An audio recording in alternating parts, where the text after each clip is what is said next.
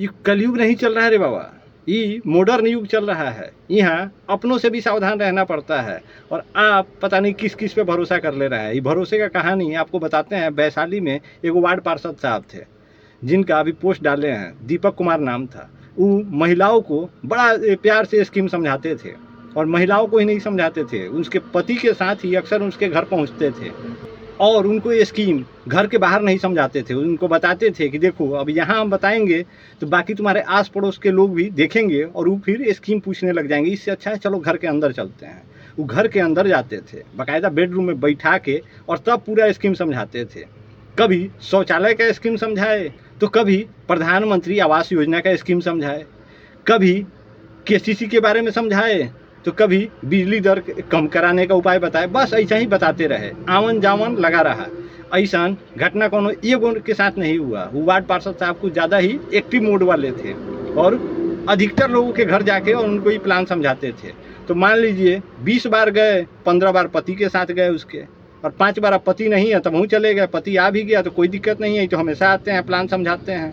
वही प्लान समझाने के दौरान एक महिला से उनका नज़दीकी बढ़ गया, और एक महिला से नहीं, उससे पहले भी 1 साल पहले एगो ऐसा घटना हुआ था जिसमें अब महिला ने आनाकानी किया होगा, बाद में कुछ उल्टा सीधा हुआ होगा, उसका बाल मुड़वा दिए थे। और अभी जो बता रहे हैं उस महिला का आप जैसे भी खींचे हो, कुछ आपत्तिजनक फ़ोटो खींच लिए। अब उस फोटो से उस महिला को ब्लैकमेल करते थे और कहते थे कि अगर तुम हमारे साथ हाई काम नहीं करोगी तो हम फोटो वायरल कर देंगे, तुमको बदनाम कर देंगे। अब यह डर से वो महिला इनके साथ कम से कम 20 बार हम बिस्तर हुई, साथ आई, इस तरह का खेला चलता रहा। लेकिन वो वार्ड साहब माने नहीं, वो रोज़मर्रा का रूटीन बना लिए और लगातार आए दिन इसको प्रताड़ित करते रहे और सेक्सुअली हरास करते रहे। अब इससे तंग आकर ये महिला पुलिस थाने पहुंच गई और जाके वहाँ पे वार्ड साहब के खिलाफ केस फाइल कर दी। अब जब ये बात वार्ड साहब को पता चला तो वार्ड साहब इसको रास्ते में घेर लिए।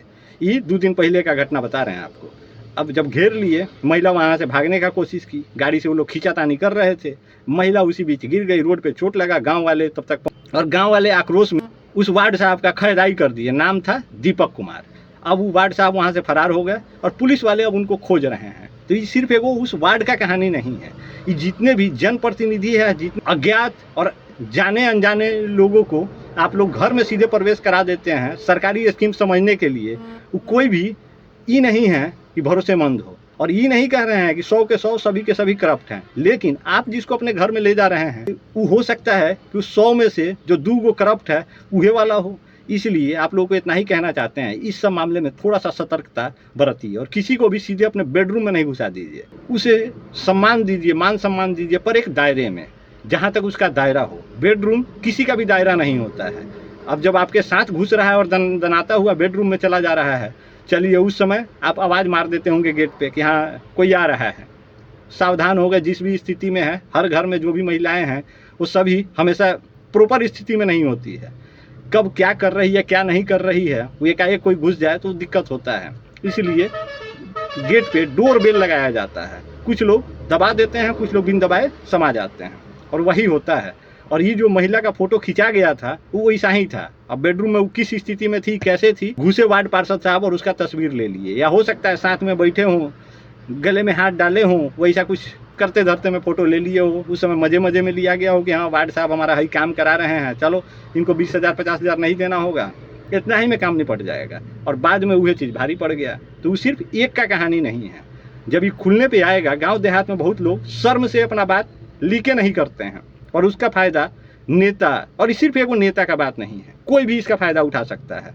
और जब पहली बार आप आवाज़ नहीं उठाएंगे तो ये आदत बन जाएगा और लोग इसका मिसयूज करने लग जाएगा। तो हम पूरे कहानी का सारांश बस इतना ही है कि भरोसा कीजिए। ऐसा नहीं है कि भरोसा नहीं कीजिएगा तो दुनिया नहीं चलेगा, भरोसा कीजिए, पर आंख बंद करके भरोसा मत कीजिए। क्योंकि आप लोग तो सुन रहे हैं, भाई भाई में नहीं बन पा रहा है, भाई भौजाई में नहीं बन पा रहा है, पति पटीदार में नहीं बन पा रहा है, तो एगो कहाँ का नेता आपका कैसे इतना खास हो जा रहा है। कुछ तो बात होगा, कहीं ना कहीं कुछ ना कुछ दाल में काला तो जरूर होगा, या ससुरा पूरा दाल काला हो। जो भी हो, सावधान रहिए, सतर्क रहिए, क्योंकि ये सब खतरे का घंटी है। जब इसी चीज़ को छुपाने के लिए अपराध हो जाता है तो आप पहले ही सावधानी बरतिए, अपराध का नौबत ही नहीं आएगा। जान माल का सुरक्षा बना रहेगा। बाकी ये से ज़्यादा अभी कुछ कहेंगे नहीं। संक्षेप में आपको कहानी के माध्यम से हम सब बता चुके हैं जो एगो बताना चाहिए दायरे में, क्योंकि हम भी दायरा पार नहीं कर सकते हैं। अब ऐसा नहीं है कि सीधे पूरा दायरा खोल के और आपको सब कुछ बता दें।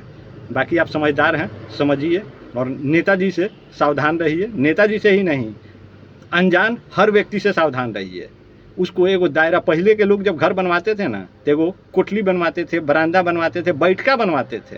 जो लोग भी आते थे, बाहर का कोई खास अगर गेस्ट भी आता था ना तो उसको बैठका तक ही रखा जाता था, उसको घर के दहलीज में पार नहीं कराया जाता था। उसके लिए शौचालय भी एगो अलग बनता था, और शौचालय तो उस समय था नहीं, लोटा पकड़ा के खेत में भेज दिया जाता था तो वो अलग ही भेजा जाता था। महिलाओं के लिए घर के पीछे शौचालय था और पुरुषों के लिए घर के बाहर। लेकिन अब वो सारा कॉमन हो गया है, जो बाहर वाला आ रहा है वो ससुरा वही में जा रहा है और अंदर वाला तो में जाइए रहा है।